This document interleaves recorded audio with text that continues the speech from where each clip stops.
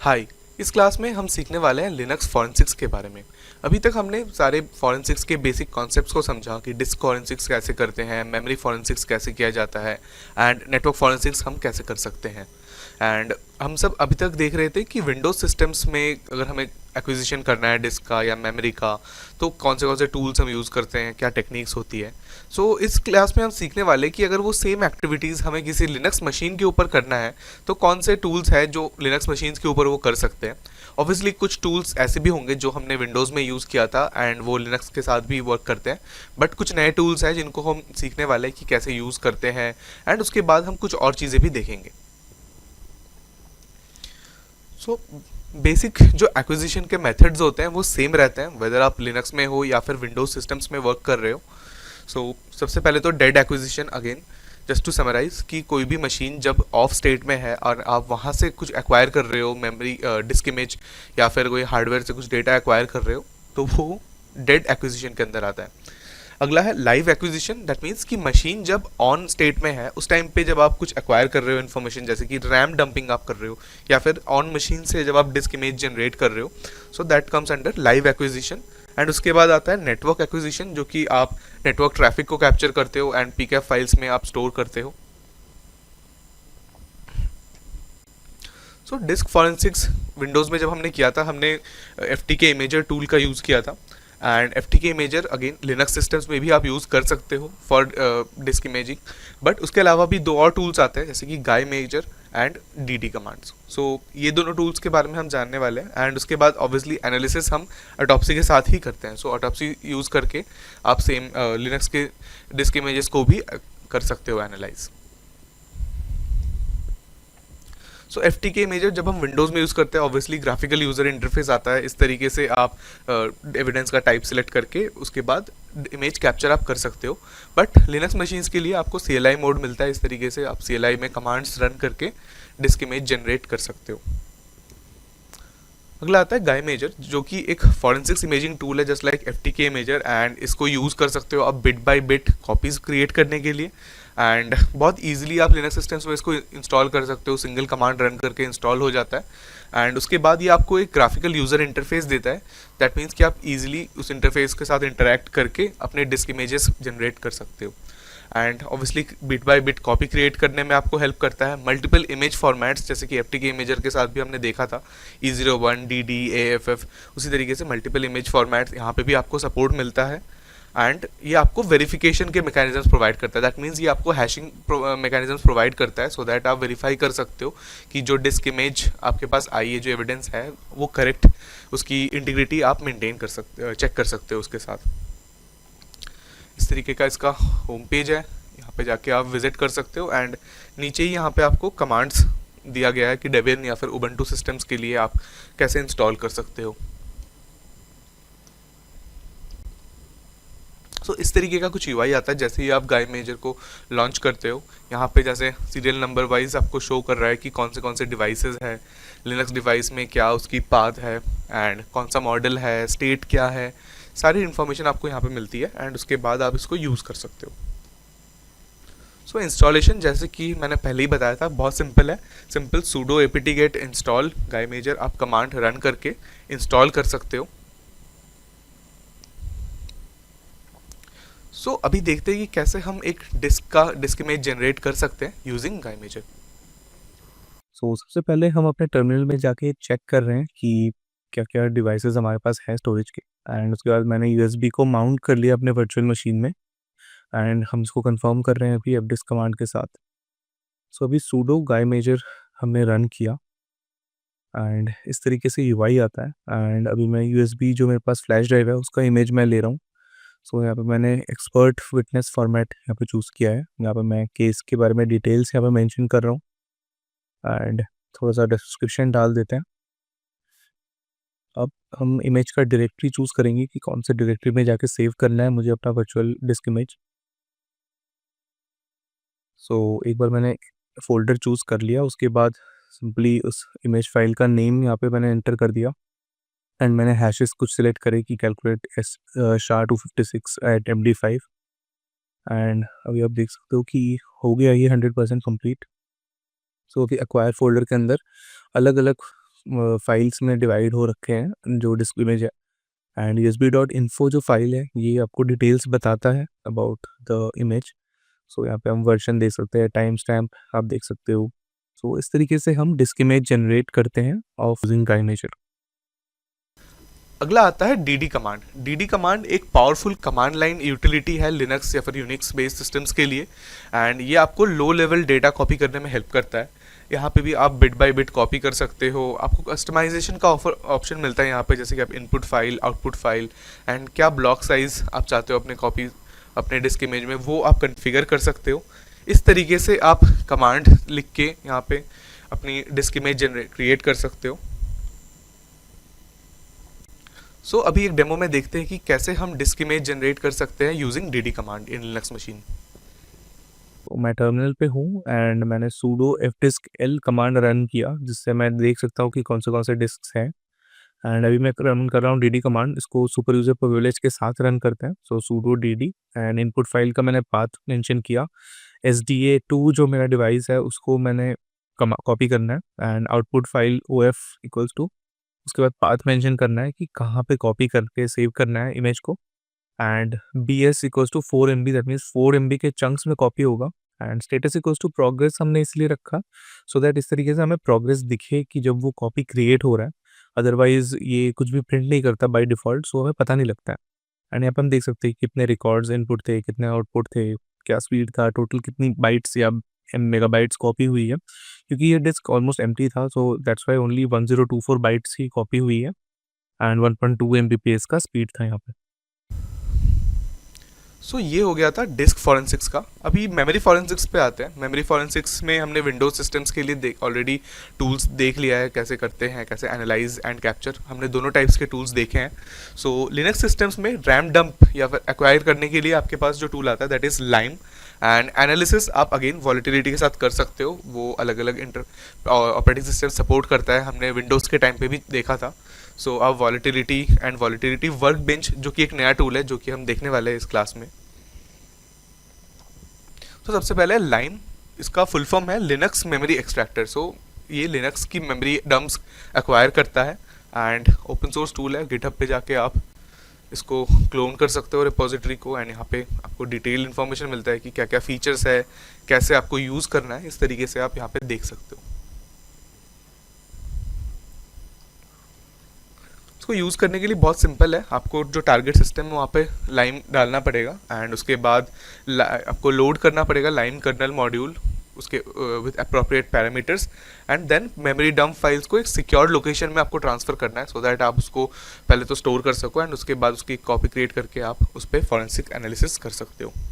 इस तरीके से कमांड आता है, इस कमांड के साथ आप लाइम यूज़ करके मेमोरी डंप क्रिएट कर सकते हो।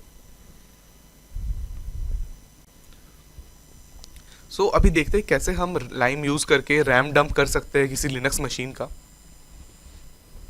तो सबसे पहले गिटहब पे जाके हम लाइम की ऑफिशियल रिपोजिटरी के लिंक को कॉपी करेंगे एंड गिट क्लोन कमांड को यूज़ करके उस रिपोजिटरी को क्लोन कर लेंगे हम अपने सिस्टम में। एंड एक बार क्लोन हो गया उसके बाद हमें सिंपली लाइम डायरेक्टरी के अंदर cd करना है, एंड उसके अंदर src सोर्स फोल्डर होगा जिसमें सोर्स कोड पड़ा हुआ है।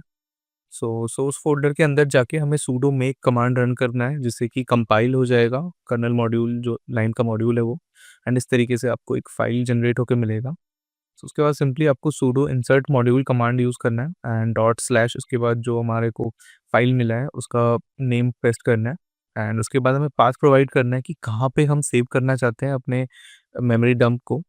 जैसे कि मैंने यहाँ पे linux.mem फाइल नेम चूज़ किया एंड करेंट डायरेक्टरी पे ही हम स्टोर कर रहे हैं इसको। इसके बाद फॉर्मेट सेलेक्ट करना है, रॉ फॉर्मेट में हम सेव कर रहे हैं, एंड उसके बाद आफ्टर आप एंटर प्रेस करते हो थोड़े टाइम बाद आपका मेमोरी डंप क्रिएट हो जाता है, एंड आप LSL करके चेक कर सकते हैं। यहाँ पे सोर्स फोल्डर के अंदर ही क्रिएट हो गया है मेमोरी डंप फाइल, एंड इसका साइज़ 4 GB है। सो नेक्स्ट आता है volatility workbench. Volatility workbench is nothing but एक GUI फ्रेमवर्क है वॉलिटिलिटी के लिए। हमने ऑलरेडी वॉलिटिलिटी फ्रेमवर्क यूज़ कर लिया था, हमने देखा था कि कमांड लाइन के थ्रू उसको हम इंटरैक्ट करते हैं एंड काफ़ी सारे कमांड्स हमें रन करने पड़ते हैं जिससे कि हम अपनी फाइंडिंग्स को मिल सके। सो सिंपल उसका एक GUI एक्सटेंशन है, इस वेबसाइट पे जाके आप डाउनलोड कर सकते हो एंड रीड कर सकते हो इसके बारे में।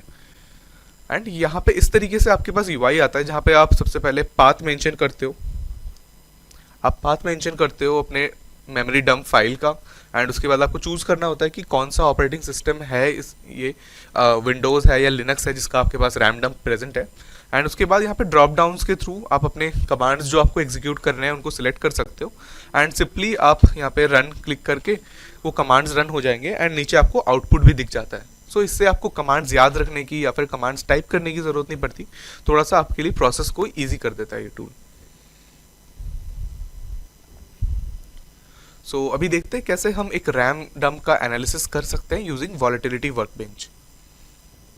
तो अभी यहाँ पे हमारे पास जो मेमोरी डंप है, उसमें सिस्टम में हमने एक secret dot bat script run किया था, जो आपको भी दिख रहा है यहाँ पे। तो बेसिकली ये एक सिंपल सा स्क्रिप्ट है जो एक फाइल क्रिएट करती है एंड वहाँ पे एक सेंसिटिव इन्फॉर्मेशन स्टोर कर रही है, सुपर सीक्रेट पासवर्ड 123। हमने ये इसलिए किया है सो दैट हमारे पास कुछ कुछ चीज़ें हो फाइंड करने को जब हम एनालाइज करेंगे। सो अभी हमारा ऑब्जेक्टिव सिंपल है कि हमने जैसे वॉलेटिलिटी में किया था कमांड लाइन को यूज़ करके, हम वो सेम चीज़ें करने का ट्राई करेंगे वॉलेटिलिटी वर्कबेंच पे, इस बार जीयूआई के साथ।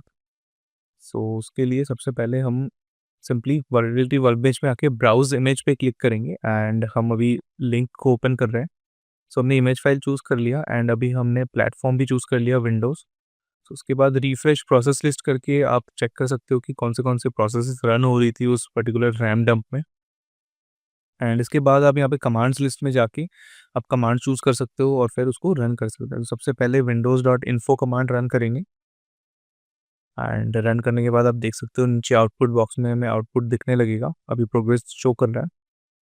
सो जैसे ही 100 हो जाता है उसके बाद आउटपुट में हम देख सकते हैं यहाँ पे कर्नल के बारे में इंफॉर्मेशन है, सिस्टम रूट इन्फॉर्मेशन है एंड ये कंफर्म करता है कि जो इमेज है हमारे पास वो विंडोज़ का ही इमेज है। अगला हम Windows dot P S list command को रन कर रहे हैं जिससे कि हमें प्रोसेसेस लिस्ट हो जाते हैं। सो सिंपली हमने कमांड इन्फो करके हमने पहले इन्फॉर्मेशन चेक करा था और अब हम रन कर रहे हैं एंड नीचे आपको प्रोग्रेस भी दिख रहा है। सो अभी हमारे पास आउटपुट आ गया है एंड अब हम देख सकते हैं पावर शेल रन हो रहा है, C M D dot E X E run हो रहा है यहाँ पे, और भी काफ़ी सारी प्रोसेस रन हो रही है और यहाँ पे हमें टेबुलर फॉर्म में दिख रहे हैं प्रोसेसेस आईडी। सो अभी हमने पी एस ट्री कमांड को रन कर लिया जिससे कि हमें पेरेंट प्रोसेस एंड उसके चाइल्ड प्रोसेसेस का पता लगे। तो इस तरीके से आप देख सकते हो स्टार्स के थ्रू एक्सप्लेन किया गया है यहाँ पे ईयूआई पे कि कौन सा पेरेंट है कौन सा चाइल्ड है। सो यहाँ पे हम देख सकते हैं कि पावर्शेल की प्रोसेस रन हो रही है एंड इसके बाद हम Windows dot C M D line का कमांड रन करेंगे जिससे कि हमें दिखे कि कौन से कमांड्स रन हुए थे उन प्रोसेसेस में।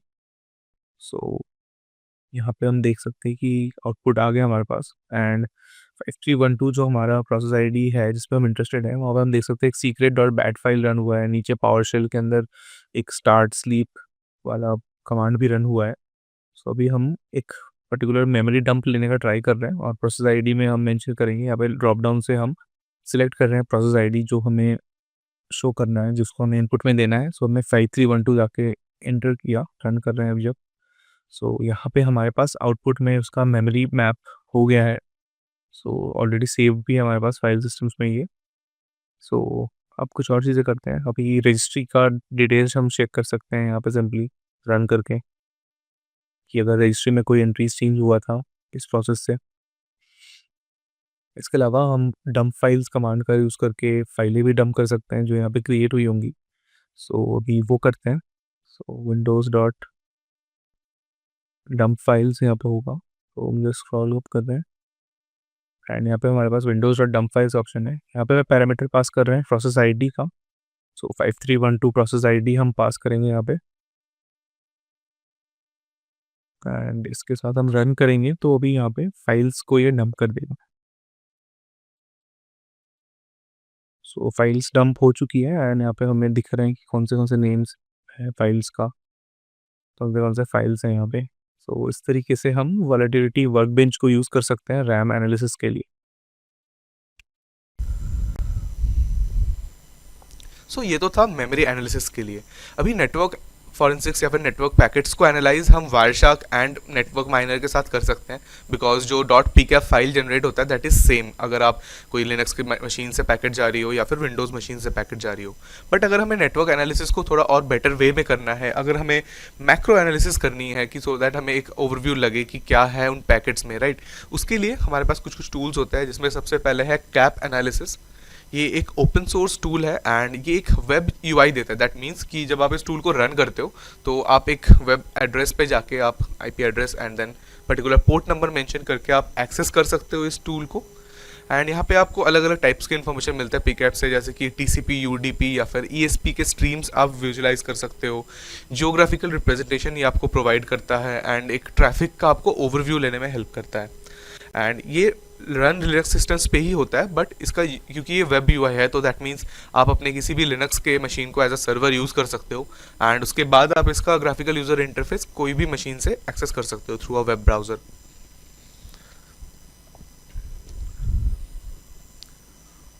सो अभी देखते हैं कैसे हम कैप एनालिसिस को यूज़ कर सकते हैं।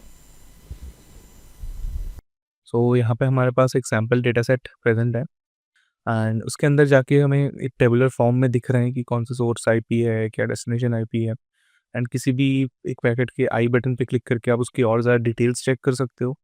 इसके अलावा ओवरव्यू टैब में जाके हम ग्राफिकल देख सकते हैं डेटा कैसे है। एंड यहाँ पे कुछ प्लॉट्स ऑलरेडी हो रखे हैं, जैसे आवर्स के वाइज मैप है कि कितना डेटा सेंड हुआ, रिसीव हुआ एंड टोटल डेटा था कितना, एंड ड्यूरेशन भी यहाँ पे हमें दिख रहा है। इसके बाद नीचे आप जाओ तो आपको प्रोटोकॉल्स वर्सेस कंट्रीज़ का एक प्लॉट दिखता है, जहाँ पे आपको दिख रहा है कि कौन से प्रोटोकॉल्स यूज़ हुए हैं और कौन सी कंट्रीज़ से आए हैं। अगला आपको स्टैटिस्टिक्स का टैब मिलता है, जहाँ पे आप देख सकते हो अलग-अलग चार्ट्स बने हुए हैं। उसके बाद आप पर आवर हिसाब से भी ओवरव्यू देख सकते हो एंड देन जियो मैप वाले टैब में जाके आप चेक कर सकते हो ग्राफिकली कि कौन से कंट्री से कितनी ट्रैफिक आई हुई है। एंड यहाँ पे आपको दिख रहे हैं, आप हॉवर करके आप उस पे और ज़्यादा डिटेल्स आपको शो हो जाते हैं। हर कंट्री के ऊपर आप हॉवर करके देख सकते हो कितना डेटा फ्लो है, क्या सेंट एंड रिसीव्ड वॉल्यूम है एंड आप ऐसे देख सकते हो। अगला है आईपी सोर्स, जो आपको सोर्स आईपी एड्रेसेस सेंड कर रहा है, शो कर रहा है। एंड उसके बाद है आईपी डेस्टिनेशंस, जो आपको दिखा रही है कौन से डेस्टिनेशन आईपीज़ थी यहाँ पे ट्रैफिक कैप्चर में। इसके अलावा आप प्रोटोकॉल्स को व्यू कर सकते हो ग्राफिकली, जिसको आप पता चलता है कि मैक्सिमम कौन से प्रोटोकॉल्स के सबसे ज़्यादा पैकेट्स यहाँ पे ट्रांसफ़र हुए हैं। एंड देन फाइनली आप एक टाइमलाइन व्यू भी कर सकते हो, जहाँ पे data receive, data send and connections को आप व्यू कर सकते हो। नेक्स्ट आता है Xplico. Xplico is also similar to cap analysis. ये भी आपको नेटवर्क फॉरेंसिक्स के लिए एनालिसिस में हेल्प करता है and this is also open source tool. ये आपको ईमेल्स के information, HTTP contents, voice over IP call से रिलेटेड डेटा, वो सब चीज़ आपको फाइंड करने में हेल्प करता है। एंड यहाँ पे भी आपको वेब यूआई मिलता है एंड इसको इंस्टॉल या फिर रन आप सिर्फ लिनक्स मशीन्स में ही कर सकते हो। So this is the website, आप यहाँ पे विजिट करके इसको डाउनलोड कर सकते हो अपने लिनक्स मशीन के लिए। एंड यहाँ पे आपको काफ़ी सारे अलग अलग लिनक्स मशीन्स के लिए ऑप्शंस आपको अवेलेबल है।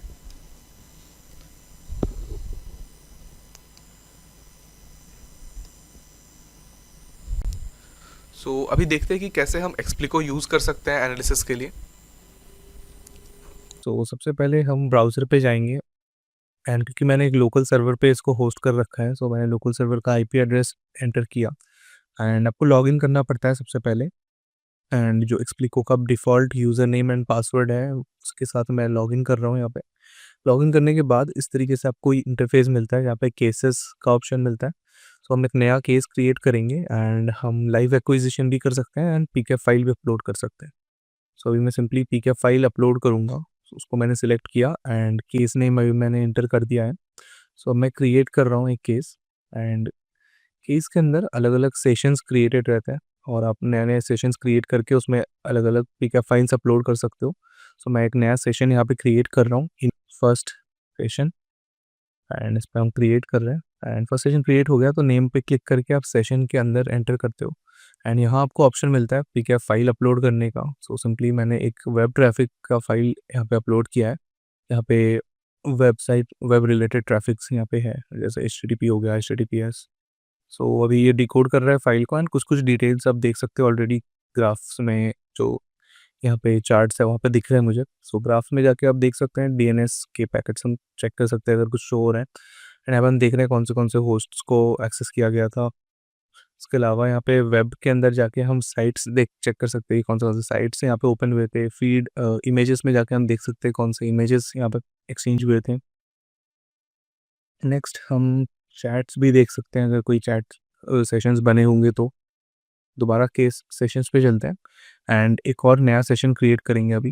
एंड इस सेशन का नाम रखते हैं सेशन 2। अब क्रिएट कर लिया है, सो उस सेशन के अंदर भी हम एंटर करेंगे एंड उसके अंदर जाके हम एक और पिकअप फाइल डालेंगे जो कि है वॉइस ओवर आईपी कॉल्स का अनइनक्रिप्टेड कॉलिंग कॉल्स का ट्रैफिक है ये। सो इसको अभी ये डिकोड कर रहा है एंड एक बार हो जाता है उसके बाद हम यहाँ पे भी डिटेल्स आने लग जाएगा। सो अभी जाके डीएनएस में चेक कर रहे हैं तो अभी डिकोड हो रहा है ये। आर्क में जाके हम देख सकते हैं कुछ डिटेल्स यहाँ पे शो कर रहा है। मैक एड्रेसेस आईपी एड्रेस की मैपिंग दिखा रहा है already. And voice over IP के अंदर सिप के अंदर हम देख सकते हैं कि कौन से नंबर्स पे कॉल्स गए थे, कौन से कॉल नंबर से कॉल स्टार्ट हुआ था। तो वो सब डिटेल्स हम चेक कर सकते हैं। डीएनएस पे हम देख सकते हैं कि कुछ होस्ट्स जो यहाँ पे एक्सेस हुए थे उन सबका यहाँ पे रेजोल्यूशन है। सो इस तरीके से हम एक्सप्लिको को यूज़ कर सकते हैं नेटवर्क एनालिसिस के लिए।